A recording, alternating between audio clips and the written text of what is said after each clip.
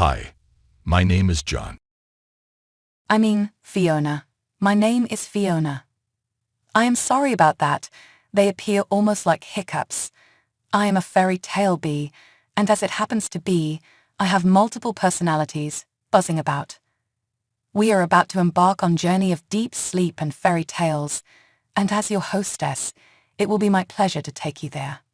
Because of my multiple personalities, one of which you've just had the pleasure of meeting, Beezy Beez Honey team has asked me to host these bedtime stories.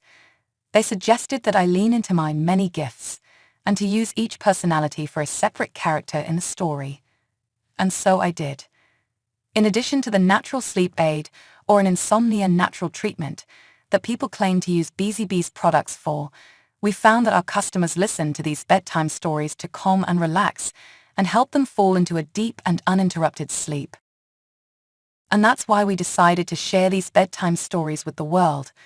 We hope they will serve you well. For more information about the Beezy Beez Honey, please check the description for the website link. We've also added specially selected sleep music after the story ends to help you fall asleep faster and sleep deeper. If all goes well, you will not hear the end of this story because you will be in a deep and restful sleep by then. Now, let's take a deep breath, relax your body, and let's begin. Tonight's story was written by Brothers Grimm and is part of the collection of Grimm's fairy tales. Just in case you are planning to fall asleep before this story ends, I wish you wonderful dreams and deep and restful sleep. Tonight's story: The Valiant Little Tailor. One summer's morning, a little tailor was sitting on his table by the window. He was in good spirits and sewed with all his might. Then came a peasant woman down the street crying, "Good jams, cheap, good jams, cheap." This rang pleasantly in the tailor's ears. He stretched his delicate head out of the window and called, "Come up here, dear woman. Here you will get rid of your goods." The woman came up the 3 steps to the tailor with her heavy basket, and he made her unpack all the pots for him. He inspected each one, lifted it up, put his nose to it, and at length said, "The jam seems to me to be good. So weigh me out 4 ounces, dear woman, and if it is 1/4 of a pound, that is of no consequence." The woman, who had hoped to find a good sale, gave him what he desired, but went away quite angry and grumbling. "Now this jam shall be blessed by God, Cried the little tailor. and give me health and strength." So he brought the bread out of the cupboard, cut himself a piece right across the loaf and spread the jam over it. "This won't taste bitter, Said he. but I will just finish the jacket before I take a bite." He laid the bread near him, sewed on, and in his joy made bigger and bigger stitches. In the meantime, the smell of the sweet jam rose to where the flies were sitting in great numbers, and they were attracted and descended on it in hosts. "Hi. Who invited you?" Said the little tailor, and drove the unbidden guests away. The flies, however, who understood no German, would not be turned away, but came back again in ever-increasing companies. The little tailor at last lost all patience, and drew a piece of cloth from the hole under his work table, and saying, "Wait, and I will give it to you," struck it mercilessly on them. When he drew it away and counted, there lay before him no fewer than 7, dead and with legs stretched out. "Are you a fellow of that sort?" Said he, and could not help admiring his own bravery. "The whole town shall know of this." And the little tailor hastened to cut himself a girdle, stitched it, and embroidered on it in large letters, 7 at one stroke. "What, the town? He continued, The whole world shall hear of it." and his heart wagged with joy like a lamb's tail. The tailor put on the girdle, and resolved to go forth into the world, because he thought his workshop was too small for his valor. Before he went away, he sought about in the house to see if there was anything which he could take with him. However, he found nothing but an old cheese, and that he put in his pocket. In front of the door he observed a bird which had caught itself in the thicket. It had to go into his pocket with the cheese. Now he took to the road boldly, and as he was light and nimble, he felt no fatigue. The road led him up a mountain, and when he had reached the highest point of it, there sat a powerful giant looking peacefully about him.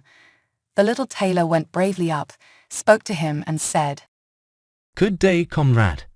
So you are sitting there overlooking the widespread world. I am just on my way thither and want to try my luck. Have you any inclination to go with me?" The giant looked contemptuously at the tailor and said, You ragamuffin, you miserable creature. "Oh, indeed." answered the little tailor, and unbuttoned his coat, and showed the giant the girdle. "There may you read what kind of a man I am." The giant read, 7 at one stroke. and thought that they had been men whom the tailor had killed, and began to feel a little respect for the tiny fellow. Nevertheless, he wished to try him first, and took a stone in his hand and squeezed it together, so that water dropped out of it. Do that likewise, Said the giant. if you have strength. "Is that all?" Said the tailor, "That is child's play with us."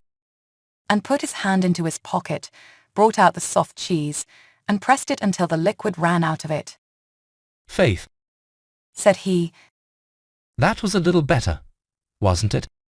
The giant did not know what to say, and could not believe it of the little man. Then the giant picked up a stone and threw it so high that the eye could scarcely follow it. Now, little mite of a man, do that likewise. "Well thrown." Said the tailor, But after all the stone came down to earth again. "I will throw you one which shall never come back at all." and he put his hand into his pocket, took out the bird, and threw it into the air. The bird, delighted with its liberty, rose, flew away, and did not come back. "How does that shot please you, comrade?" Asked the tailor. You can certainly throw. Said the giant, But now we will see if you are able to carry anything properly. He took the little tailor to a mighty oak tree, which lay there felled on the ground, and said, If you are strong enough, help me to carry the tree out of the forest. "Readily. answered the little man. Take you the trunk on your shoulders, and I will raise up the branches and twigs.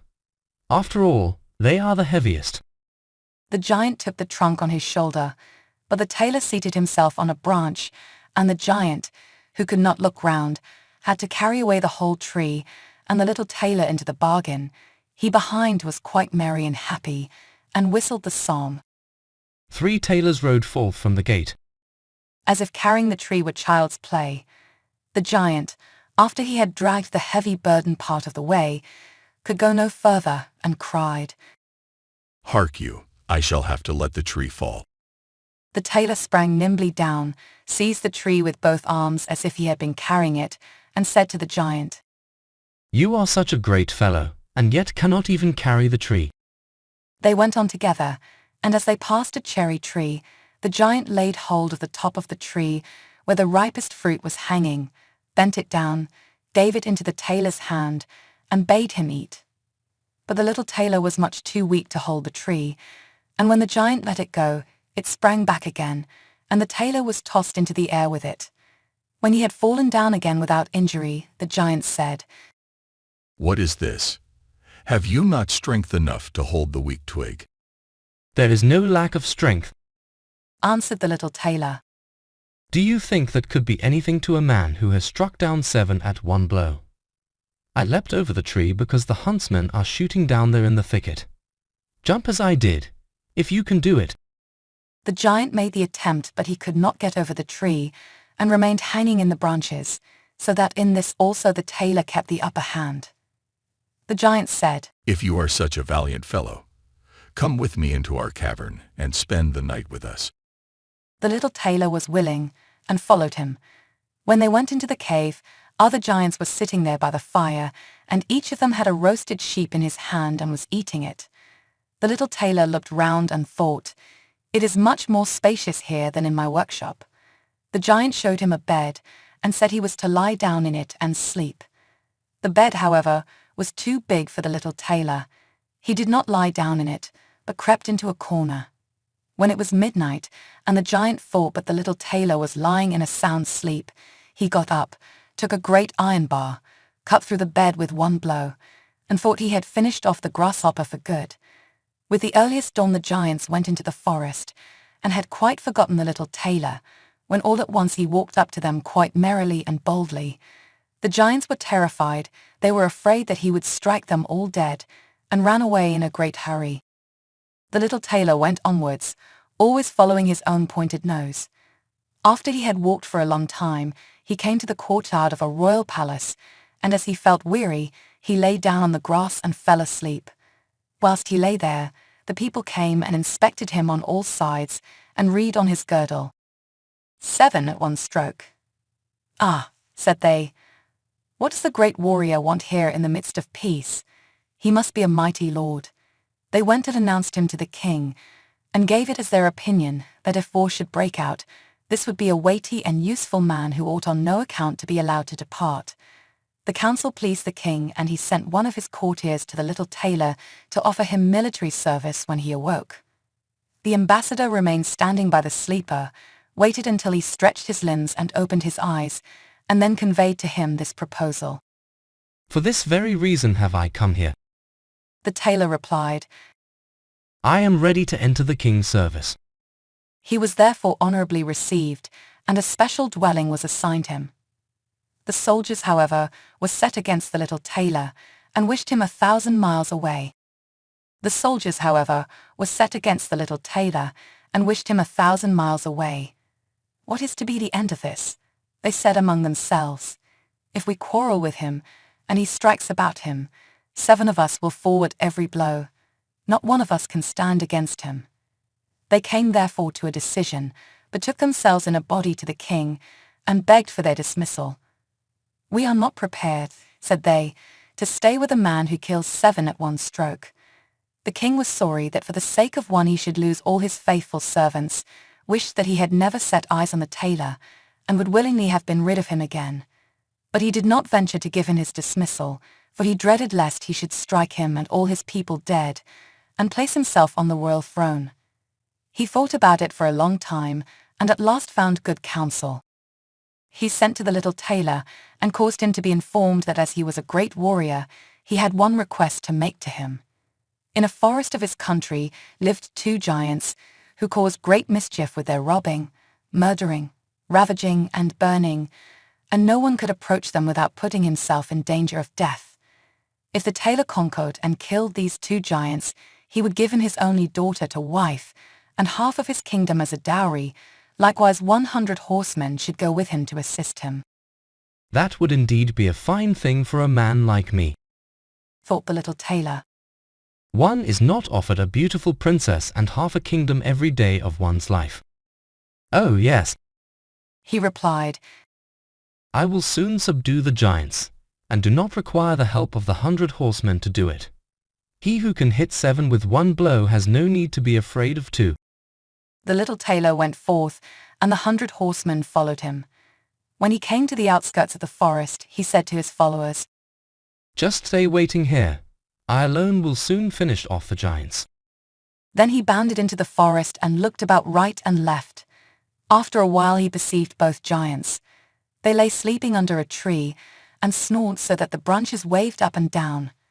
The little tailor, not idle, gathered 2 pockets full of stones, and with these climbed up the tree.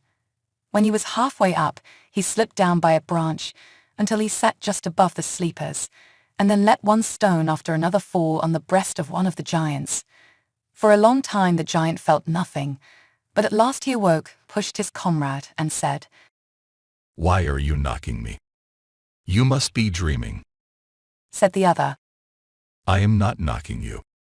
They lay themselves down to sleep again, and then the tailor threw a stone down on the second. "What is the meaning of this?" cried the other. "Why are you pelting me? I am not pelting you." Answered the first, growling. They disputed about it for a time, but as they were weary they let the matter rest, and their eyes closed once more. The little tailor began his game again, picked out the biggest stone, and threw it with all his might on the breast of the first giant. "That is too bad," cried he, and sprang up like a madman, and pushed his companion against the tree until it shook. The other paid him back in the same coin, and they got into such a rage that they tore up trees and belaboured each other so long that at last they both fell down dead on the ground at the same time. Then the little tailor leapt down. It is a lucky thing said he, that they did not tear up the tree on which I was sitting, or I should have had to sprint onto another like a squirrel. But we tailors are nimble. He drew out his sword and gave each of them a couple of thrusts in the breast, and then went out to the horsemen and said, "The work is done. I have finished both of them off, but it was hard work. They tore up trees in their sore need, and defended themselves with them, but all that is to no purpose when a man like myself comes, who can kill 7 at one blow." But are you not wounded? Asked the horseman. You need not concern yourself about that. Answered the tailor. They have not bent one hair of mine. The horsemen would not believe him, and rode into the forest. There they found the giants swimming in their blood, and all round about lay the torn-up trees. The little tailor demanded of the king the promised reward. He, however, repented of his promise, and again bethought himself how he could get rid of the hero. "Before you receive my daughter, and the half of my kingdom," said he to him, "you must perform one more heroic deed. In the forest roams a unicorn which does great harm, and you must catch it first." I fear one unicorn still less than 2 giants. 7 at one blow is my kind of affair. He took a rope and an axe with him, went forth into the forest, and again bade those who were sent with him to wait outside. He had not long to seek. The unicorn soon came towards him, and rushed directly on the tailor, as if it would gore him with its horn without more ado. Softly, softly.